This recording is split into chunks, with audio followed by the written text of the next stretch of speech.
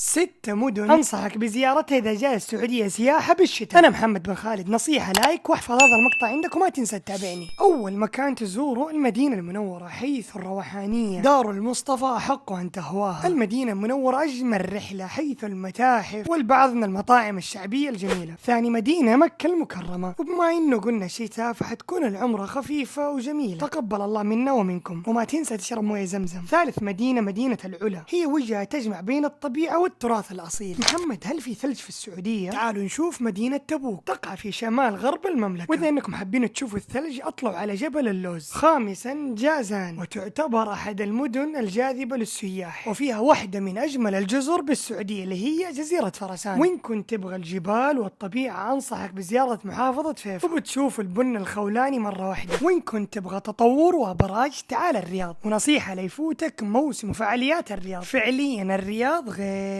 وإن كنت تدور أجمل المطاعم والكافيهات كلها بتحصلوها في الرياض. وبصراحة الرياض بسميها المدينة التي لا تنام، حيث البوليفارد سيتي ولا البوليفارد وورد وفعالياته، والمنتزهات والحدائق فيها مرة بكثرة. وأنصحكم كذلك إنكم تجربوا مترو الرياض، لأن بيساعدكم وبيختصر لكم الوقت والمسافة كذلك. وإذا إنكم من عشاق الإيفنتات أو المعارض كذلك، جدا حتستمتع بكثرتها في الرياض. وبما إنه وصلنا نهاية المقطع، اكتبوا لي مدن حابين إني أنا أزورها.